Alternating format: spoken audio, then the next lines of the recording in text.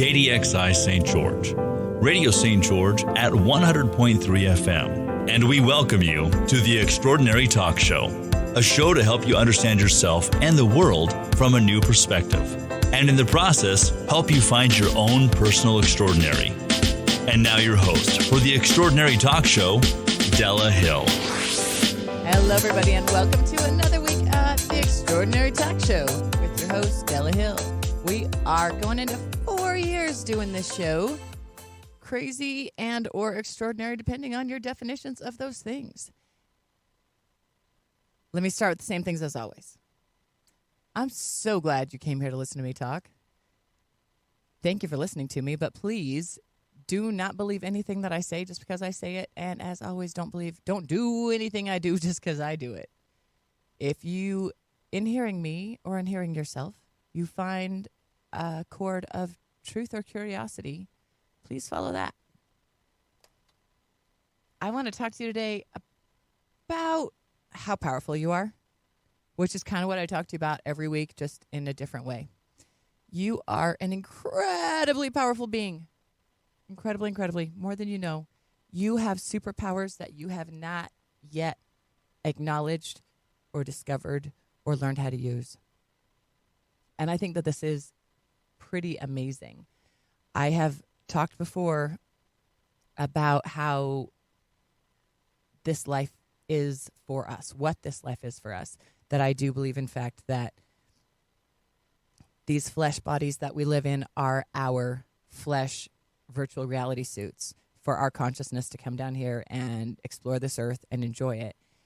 And as that, before we came here, when we were planning it out with God, we all agreed that we could get to make our own choices so that we could have the most amazing lives that we wanted, that nobody else could tell us what we had to do. Or they could advise, they could even legislate it, but it comes down to that we get to make our own choices.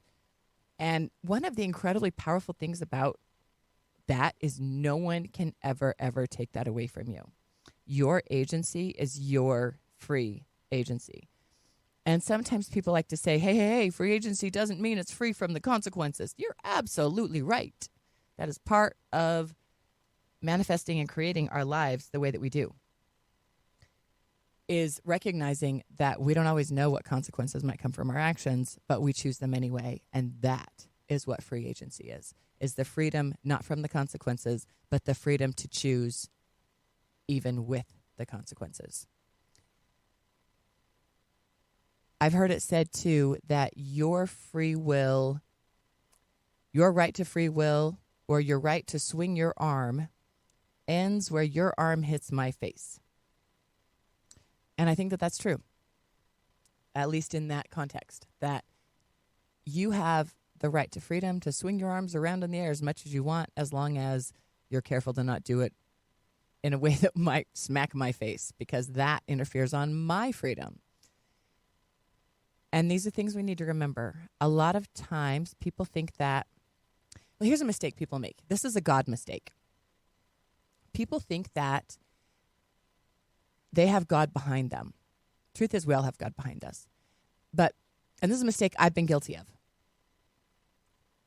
I can see my own behaviors when I did these things, so I can recognize it. When you believe in a spiritual doctrine that tells you that there is right and wrong, then as long as you think you're doing all the right things, then anyone who's not doing what you're doing, you might think that they're wrong. And you might say, well, God told me this is the right way to do it, so anyone who does it any other way is wrong. But clearly, God didn't tell those other people to do it the same way that you did, which is why they're doing it the way that they are, and you don't know that that's wrong. You can't say what's wrong. That's between them and God. Here's a fun reminder. Whatever relationship you have with God is between you and God. If that means you don't believe in God and you don't have a relationship, that's your choice. Cool. If you believe in God as whatever God is, That's your choice. And I support you in believing in God however you want to believe in God. What I personally have a problem with is when people think that others should live according to their beliefs in God. So, for example, if my belief in God was that I should wear a spaghetti hat every day or a spaghetti bowl on my head every day, it'd be one thing for me to walk around wearing a spaghetti bowl on my head every day. I have a right to do that. What I don't have a right to do is walking around handing out spaghetti bowl hats and strapping them onto people's heads who don't want to wear them. That's what I don't have a right to do. So we need to be aware when we are using our agency to not step on others' agency.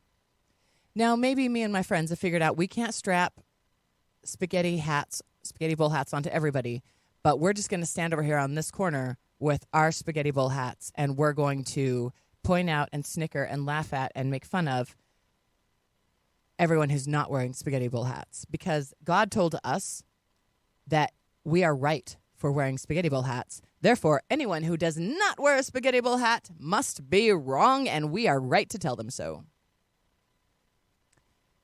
Tell me, do you agree with that? Because I think it'd be fun.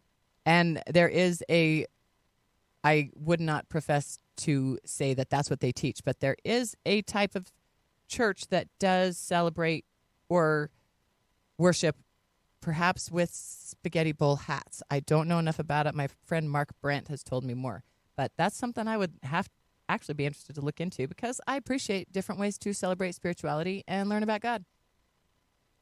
Point is, when I say it's a God mistake, it's people who believe in God often use God as an excuse to not be nice to other people. But God is always loving and understanding.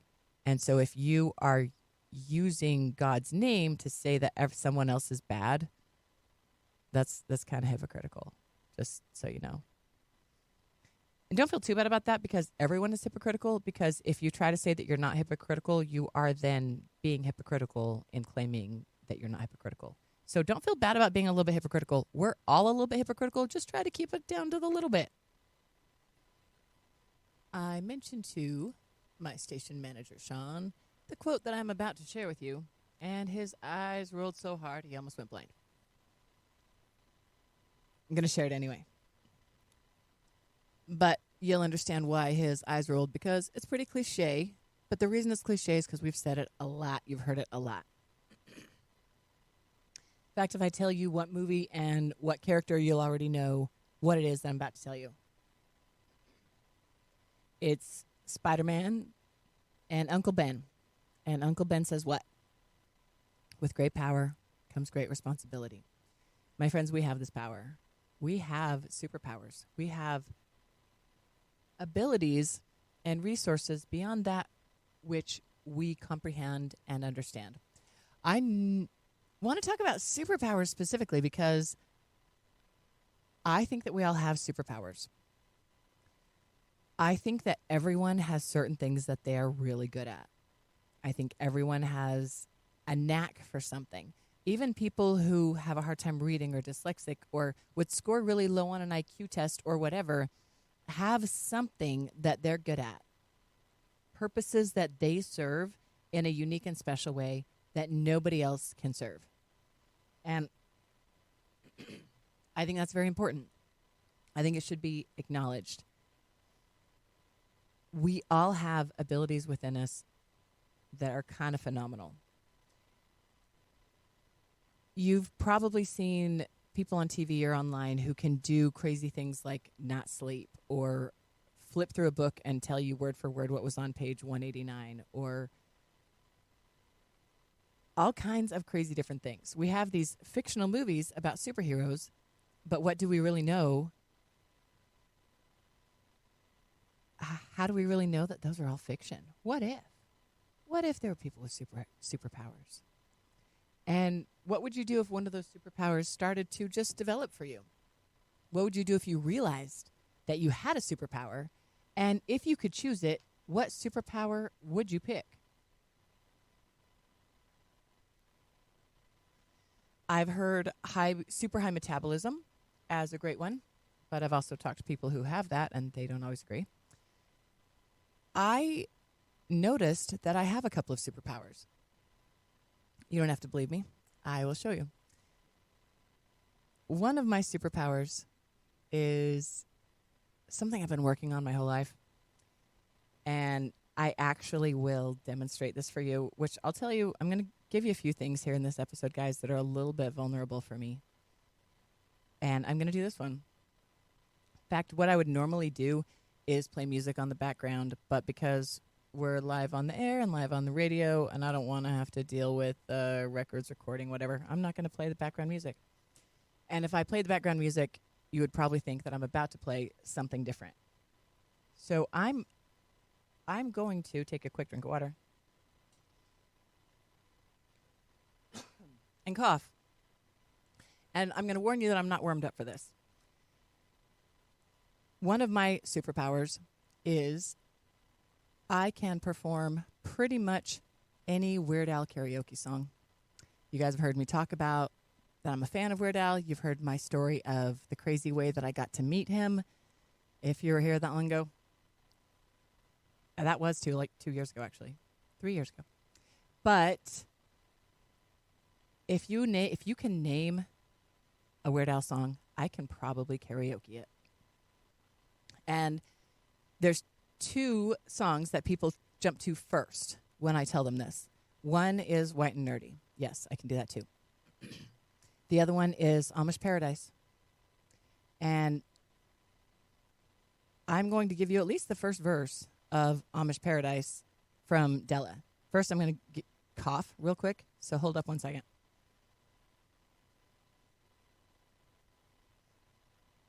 This is a cappella too, by the way. I got no music. As I walk through the valley where I harvest my grain, I take a look at my wife and realize she's very plain, but that's just perfect for an Amish like me. You know, I shun fancy things like electricity. At 4:30 in the morning, I'm milking cows. Jebediah feeds the chicken and Jacob plows, fool. And I've been milking and plowing so long that even Ezekiel thinks that my mind is gone. I'm a man of the land, I'm into discipline. Got a Bible in my hand and a beard on my chin. But if I finish all of my chores and you finish thine, then tonight we're gonna party like a 1699. Been spending most our lives living in an Amish paradise. Hitching up the buggy, churning lots of butter. Raised a barn on Monday, soon I'll raise another. Think you're really righteous? Think you're pure in heart? Well, I know I'm a million times as humble as thou art. I'm the pious guy that little omelets want to be, like on my knees day and night, scoring points for the afterlife. So don't be vain and don't be whiny, or else, my brother, I might have to get medieval on your hiney. There you go. That's enough. If you want to see more, come see me actually do karaoke. So that's one of my superpowers is Weird Al karaoke. You want some more, I can pop off about my pancreas at any given time. But that's one thing I'm good at. Another thing I'm good at is communication. I'm excellent at working with kids. I'm excellent at speaking.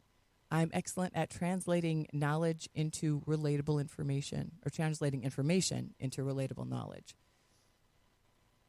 For a lot of people, that would be a superpower.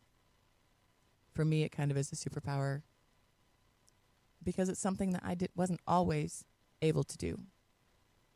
I can sit here with you now and relax behind a microphone, behind a camera, but that's not something that was always easy for me to do.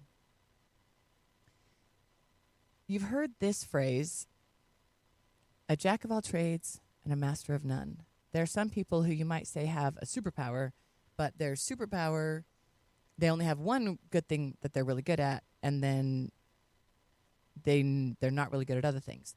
And then you might have someone else who is perhaps good at a lot of things pretty well, but not masters of anything. That's what you would call a jack of all trades, but a master of none. And I don't think that that fits to everything and every person. I really feel like I found a term I like better. You know how I am. If I don't like what was presented to me, I'll find another option. So the term I like better is a jack of all trades and a master of some. My friends, I believe that I am a jack of all trades and a master of some, and I believe that you are too. And I believe that you will find the things that you are a master of when you search for them. When you find the things that you are a master over, remember your agency. Remember that you have responsibility with your powers. Whatever it is that you're good at, and I guarantee there's something. If you haven't found it yet, keep looking. And if you think you found it, develop it. Nobody is a master overnight, even the masters, especially me. So when you find something that you're passionate about, something that you want to be a master in, some working with your hands, quilting, or they have masters electricians and master's level education you can get for all kinds of things. And you can get more than one master's degree. There's no limit. As long as you have time, focus, attention, and resources to do it, there's no limit to how many things you can be a master in. Don't let anyone tell you can only be a master of one. They're lying. You can be a master of as many things as you want to master. But remember that with mastery comes responsibility. If people specifically request me to sing Weird Al karaoke, I might have to sing Weird Al karaoke because it is a superhero or is one of my superpowers. And I decided, this is important, that I want to use my powers for good. A long time ago, I had no idea what powers would develop within me, but I knew that some would. And I knew that some already were starting to. And I wanted to make sure that whatever powers I got were used for good. And I've made an effort to do that. I kind of want to admit something to me is vulnerable. Maybe you'll think that it's just silly and it's not that big of a deal and you'll blow it off and it won't be serious to you. But it's serious to me. And it's serious to me maybe because I'm still evaluating it and I don't fully understand it. And it's also, I'm afraid it's going to sound arrogant, and that's not how I want it to sound either. But I noticed that I had this new and emerging superpower a couple of years ago. But I also noticed that it was dangerous and uncontrolled. And I've watched this power grow and change. And recently I came to a greater understanding of this power. Because what I think I have is an evil power. I think I have an evil superpower. And I'm currently reading, how would I know if I have an evil superpower? I'm currently reading a book called The Supervillain's Hand Guide, which I highly recommend. Very good read. There's also one of my favorite lists that I've found online over the many years that I've been searching it is the Evil Overlord list that includes rules like my legions of terror will have helmets with clear plexiglass visors, not face-concealing ones. My ventilation ducts will be too small to crawl through. My noble half-brother whose throne I usurped will be killed, not kept anonymously imprisoned in a forgotten cell of my dungeon. Shooting is not too good for my enemies. I will not glow over my enemy's predicament before killing them. When I've captured my adversary and he says, "Look, before you kill me, will you at least tell me what this is all about?" I'll say no and shoot him. No, on second thought, I'll shoot him and then say no. So my point is, if you want to look up evil supervillains, there's actually a lot of really interesting information that you can find out. And even advice on how to be an evil supervillain. Guys, I don't want to be an evil supervillain. In fact, I had people be mean to me often enough when I was younger to know that that was something I didn't want to do to other people. But at the same time, long story short, myself and a lot of people in my family have some level of Asperger's or autism. Largely undiagnosed because 40 years ago, they weren't spending as much time diagnosing those things. So when me and my siblings were all a little bit weird, we were just a weird family. And when I was one of the weirder of all of us, I was just one of the weird kids at school. And actually, I went to a school that was very understanding. And while I had some people be mean to me, I didn't deal with that nearly as much as some people do. But I had these two problems. Along with my shade of Asperger's,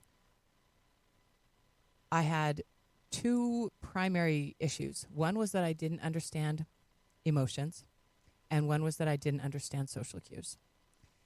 And my friend Holly helped me understand social cues. She gave me cues to understand social cues and help me be better, be less weird.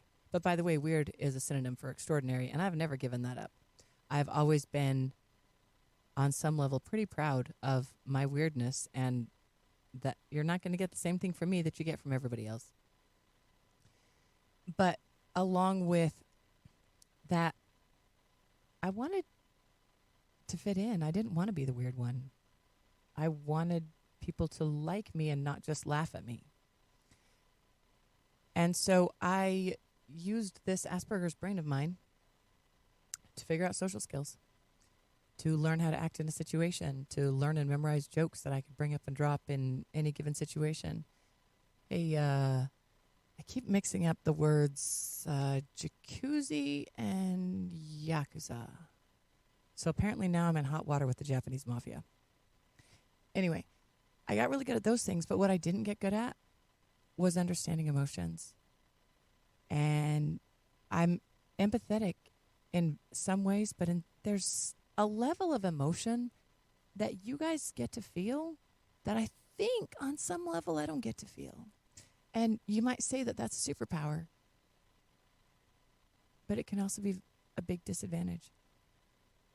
And because here's what happened. When I became socially aware, I learned how to get people's attention and keep it. But what I didn't learn was to understand the emotions that they were trying to share with me.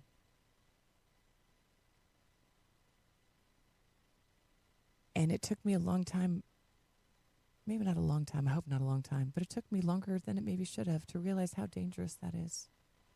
How absolutely dangerous it is to compel people to like you, to want to be around you, to even love you. When you can care about them, but you can never return to them, perhaps, quite the same level of emotion, devotion that they have for you. I think that has the potential to be very, very evil. And the reason that I'm telling you this is because I want accountability. And I want, in case I ever hurt any of you, I want you to know that I'm trying to do better. That there's better out there for all of us, but there's better out there for me. And being aware of when I might hurt someone, that's what I was talking about, where my rights to swing my arm around stop when they connect with somebody else's face. And whatever your superpowers are, like me, you have to be aware. You have to be accountable that you use your superpowers for good. That I use my ability to make people like me to help other people, not to take advantage of them. And that I do my best to match the energy that they send me with something equal and valuable. As you are learning your superpowers, please let me know what you're coming up with. And if you're having the same type of superpower challenges that I'm having. But in the long run, it's a whole heck of a lot of fun. And I believe as long as I remember the reason why I started, why I wanted to become a better person, was because there was too much meanness in the world and I wanted more niceness. And that's all I'm doing here. I hope I'm able to share some niceness with you. I love you guys. This is Della with The Extraordinary Talk Show.